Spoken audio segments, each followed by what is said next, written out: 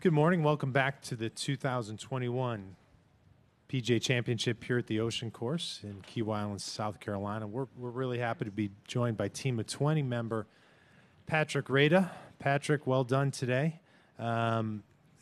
Opening with a 4 over par 76. You hit the first shot of the golf of our championship, and I wonder what that meant to you and how much you were thinking about it and when you were made aware of that honor. Well, it was amazing. As soon as I qualified, I had heard a rumor that they might want me to lead off the tournament, being from South Carolina, spending so much time in the state. And obviously, officially, it came out Tuesday with the pairings, and really just honored to start this championship. It was nice just to get up early and get after it at the 7 o'clock tee time, and I had a great pairing. It was just amazing.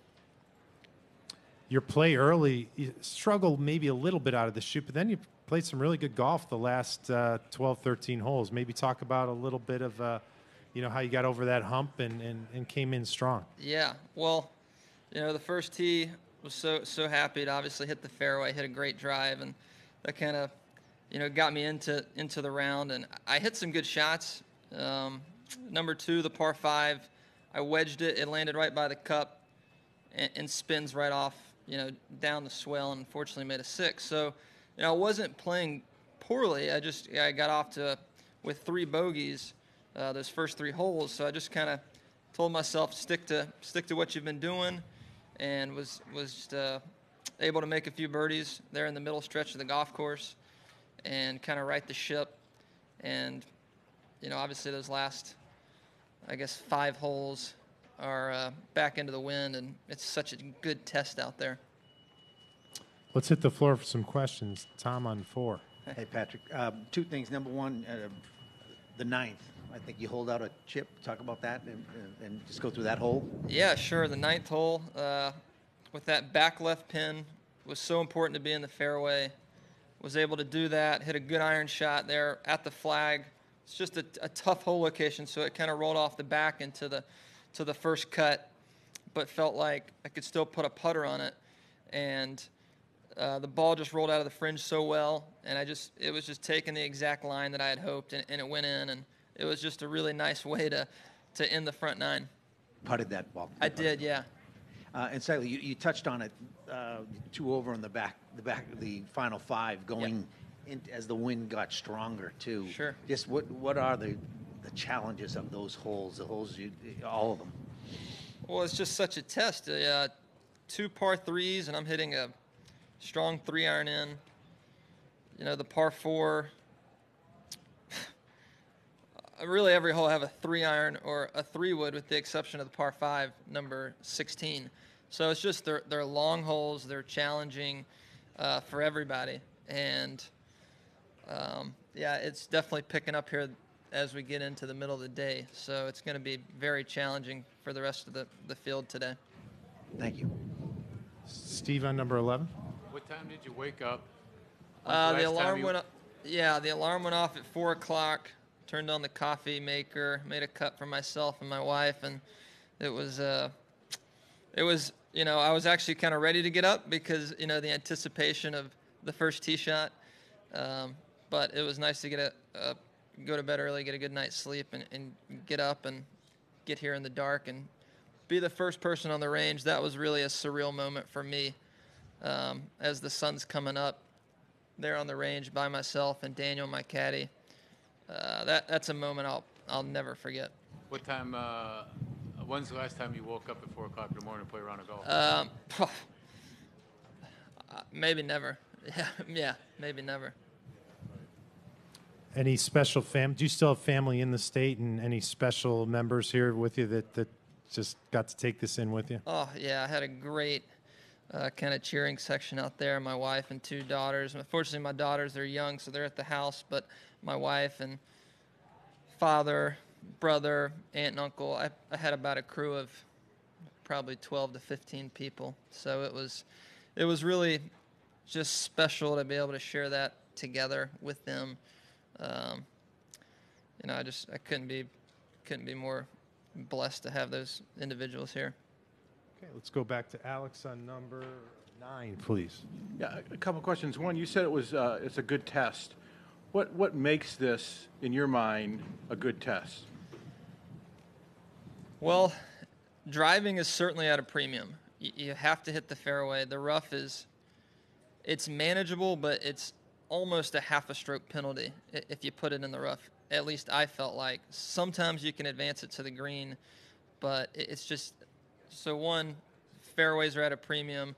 Length, I don't know if it's true. Someone told me this is the longest yardage ever played in a major championship.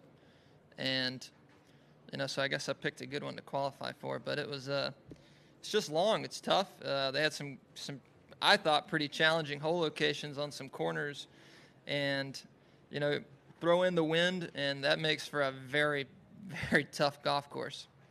The other thing is that the back nine played at 39-31, which is obviously 69 yards short of 4,000 yards. Could you have ever thought in your career in golf that you would be playing any 9 holes at 4,000 yards? No. I mean, when I was coming up, 7,200 was a pretty long golf course, and then it kind of has morphed into 75, 76, and now we're talking about, in the 78s. And so, no, I guess from 2012, they've built a few new tees.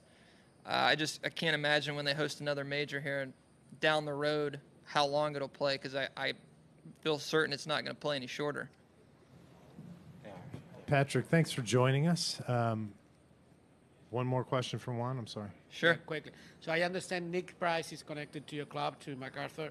Did you have a chance to talk to him and then work on some things before you came here?